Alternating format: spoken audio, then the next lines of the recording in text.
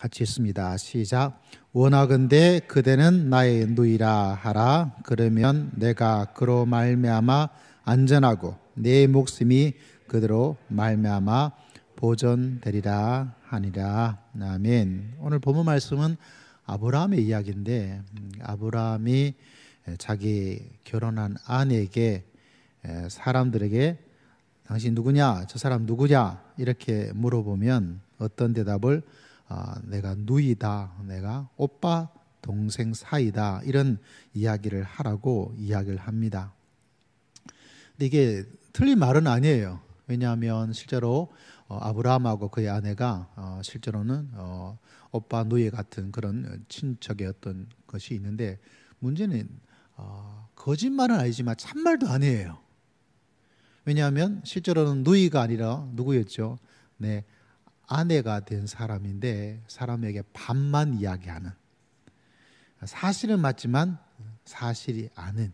왜냐하면 이 이야기를 통해서 자기 목숨이, 왜냐하면 자기가 힘이 없는 사람인데 이 아내가 너무 좋아서 다른 남자들이 자기를 죽이고 아내를 빼앗아 가버리는 그런 일들이 일어나면 어떡할까라는 어떤 그런 생각을 가지고 있는 그런 아브라함을 보는데, 아브라함이 어쩌면 반은 진실을 말하고 있지만은 실제적으로는 뭐죠?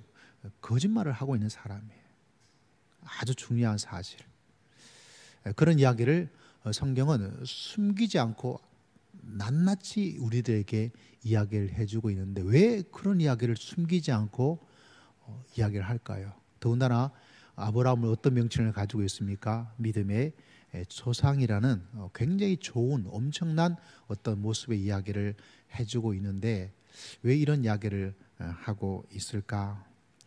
자, 오늘 말씀을 바라보면 우리가 기억해야 될 것이 있습니다. 다른 것이 아니라 우리 모두는 믿음 생활이라든가 사회생활 보면 그 사람이 좀 아무런 약점이 없는 어떤 그런 사람을 기대하고 또 원하고 또 강요하고 또 이야기를 합니다.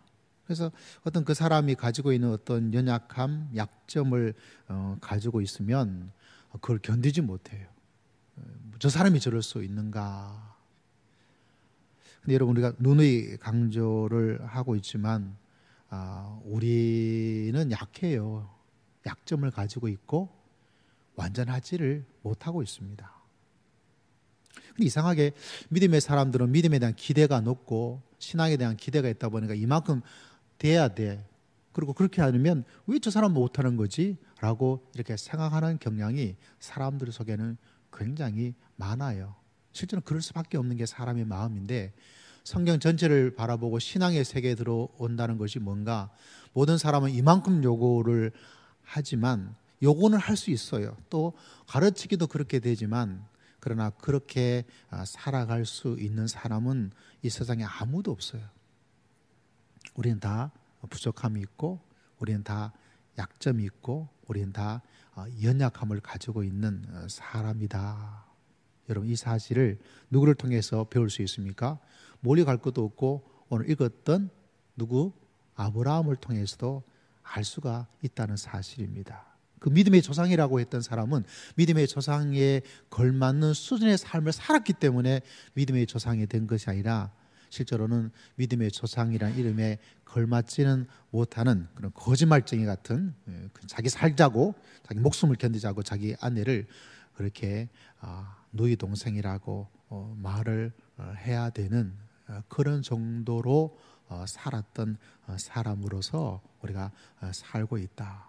그래서 여러분, 우리가 늘 마음속에 기억하고 또 기억해야 될 것은, 저는 참 부족합니다. 나만 부족한가요? 다른 사람도 부족해요. 저는 참 부족합니다, 저는 연약합니다 라는 말은 자기 자신을 보호하기 위해서 하기 좋은데, 나만 그런 것이 아니라 누구도, 다른 사람도 참 부족할 수밖에 없는 사람이다.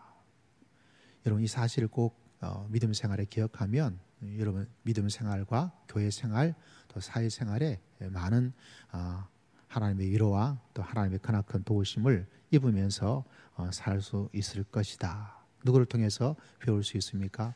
아브라함을 통해서. 자, 우리 좌우에 있는 사람에게 저 자신에게 말해 줍시다. 우리는 정말 부족합니다. 시작. 우리는 정말 부족합니다. 예, 그 말만으로 부족하죠. 예, 당신의 부족함을 제가 인정하겠습니다. 시작. 당신의 부족함을 제가 인정하겠습니다. 진짜 인정하실 거죠? 잘 인정하셔야 돼. 근데 믿음의 길을 걸어가면서 점점 어려운 거는 나는 부족합니다. 이 말은 하기 좋죠. 나 부족하니까 당신이 좀 참아 이렇게 되는데 문제는 저 사람도 부족하다라는 것들을 잘 받아들이고 하지 않아요. 그래서 우리 마음이, 우리 믿음이 조금 더 이 성탄절을 맞이하면서 높아지려고 하는. 저는 예수님이 가장 좋은 것 중에 몇 가지가 있다면, 여러분 성경 복음서에 보면 어떤 이야기가 나옵니까? 바리새인들은 이 사람이 죄인이다, 이 사람 잘못했다, 막 사람들을 막 데리고 와요. 어떤 사람은 가늠한 현장에 있는 여인을 데려오기도 하고, 어떤 사람은 이런저런 사람을 데리고 와서 이 사람 이것도 못하고 있습니다. 어떤 때는 몸이 안 좋은 어떤 사람, 이 사람이 이렇게 된 게 소경이 된 게 소경을 데리고 와서 이 사람 죄 때문이죠, 조상의 죄 때문입니까? 뭐 이렇게 막 드러내려고 그러고 있을 때 하나님의 아들이신 예수님께서 어떻게 하시죠? 맞아! 이렇게 말씀하고 있는 것이 아니라 하나님의 영광을 위해서 일어난 사건이다. 그 사람이 제약된 여인임에도 불구하고 너 이러지 않고 어떤 말을 하고 계십니까? 다시는 죄를 범하지 말아라. 하나님께서 원하신 의도는 지금은 이렇게 살았지만은 앞으로 어떻게 살라는 거죠? 그 생활을 끊어버리고 살 수 있는 기회를 우리에게 계속 주시는 거예요.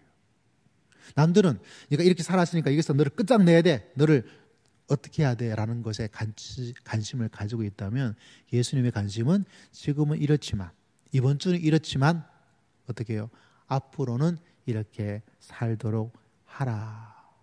그래서 하나님께서는 끊임없이 우리를 덮어주시고 우리에게 어떤 기회를 주시는 거예요. 그러므로 우리는 매주 살아갈 수 있습니다. 지난주는 어떻게 했을지 몰라요. 그게 중요한 게 아니에요. 이미 지나간 일들은 우리가 어떻게 할 수가 없어요. 그죠? 어떻게 할 수가 없어요. 그럼 앞으로가 문제가 되는 거예요. 어떤 사람은 지난주 못했으니까 여기서 너 끝내고 이렇게 이야기해버리면 이거 참 안타까운 거죠. 도리어 우리에게 필요한 것은 무엇입니까? 다른 것이 아니라 내가 그렇게 살았지만, 우리는 또 자칫 한번 이럴 수 있죠. 또 지난주도 말했고 지지난주도 그렇고 지난주도 그렇고 작년에도 그만해놓고 내가 하지 않았다. 우리들의 감정, 우리의 생각인데, 예수님의 특징이 뭐냐면 그럼에도 불구하고 뭐 작년에 그랬지만 또 지난주도 그랬지만 또 새롭게 살아갈 수 있는 기회를 우리에게 끊임없이 주고 계시는 그 예수님을 마음속에 기억하고 믿음의 길을 달려갈 수 있는 저와 여러분 모두가 되시기를 주의 이름으로 축복합니다. 여러분 주위에 있는 사람도 이게 바로 예수의 정신이고 예수의 세계요, 신앙의 세계인 것을, 왜냐 우리는 완전할 수 없기 때문에 실수도 하고요, 부족하기도 하고 실패도 하고 약점을 가지기도 하고, 진짜 마음으로 이렇게 살아야 되겠다 되지만 또 그게 쉽게 되지도 않고, 내 성기를 누가 쉽게 고칠 수가 있겠어요? 내가 살았던 인간의 어떤 거를 쉽게 누가 고칠 수가 있겠습니까? 쉽게 안 고쳐져요. 근데 하나님께서는 끊임없이 우리에게 또 기회를 주시고 또 기회를 주시고 또 기회를 주셔서 끊임없는 기회를 주시는 거예요. 1년 전에 2년 전에 했던 그 일 가운데도 또 우리는 새해를 맞이하면서 또 새로운 기회를 주시는 그 주님을 바라보면서 여러분 성탄절에 이 땅에 오신 예수 그리스도를 날마다 의지하고 바라보면서 믿음의 길을 달려갈 수 있는 여러분 모두가 되시기를 주의 이름으로 축복합니다. 그래서 여러분 신앙의 세계는 내 약점과 내 실패가 강점이 되는 세상으로 만들어 주시는 세계가 신앙의 세계입니다. 그런 부분을 하나님께 내어놓고 또 하나님을 의지하고 또 하나님을 바라보면서 그렇게 믿음의 길을 달려가게 되는 것이죠. 근데 여러분 참 놀라운 것은 그런 약점과 그런 실패와 그런 거짓말 속으로 하나님께서 두면서 그냥 거기 머물러 있지 않아요. 어떤 일을 하시냐면 그런 가운데에도 하나님을 계속 바라보면 어떤 일이 일어나냐면 하나님이 그 아브라함에게 계속해서 뭔가를 조금씩 드러내면서 이렇게 발전시켜 나가는 걸 볼 수가 있습니다. 여러분, 우리가 그 다음 14장 19절을 보면 이런 구절이 나타납니다. 창세기 14장 19절 보면 하나님께서 역사하시는 이야기를 만나게 됩니다. 14장 19절, 자, 함께 읽어봅시다. 시작. 그가 아브라함에게 축복하여 이르되 천지 주제이시여 지극히 높으신 하나님이시여 아브라함에게 복을 주옵소서. 아브라함에게 축복하는 그런 이야기들이 또 만날 수 있도록 이렇게 말씀하고, 자, 15장 1절, 자, 15장 1절 같이 읽습니다. 시작. 이후에 여호와의 말씀이 환상 중에 아브라함에게 임하여 이르시되 아브라함아 두려워하지 말라. 나는 내 방패요 너의 지극히 큰 상급이니라. 할렐루야. 그 아브라함의 거짓말 속에 있은 상황 속에도 이 아브라함이 한 번만 한 게 두 번을 이렇게 자기 아내를 누이로 거짓말하고 자기가 살려고 했던 사람인데도 불구하고 하나님께서 그런 사람에게도 하나님께서는 이렇게 나타나셔서 내가 너에게 해주겠다. 계속해서 하나님께서 나타나시는 거예요. 누구에게 나타날까요? 부족한 우리들에게, 거짓말하는 우리들에게, 살기 위해서 발버둥치는 우리들에게 주님께서 야! 너 왜 그러냐?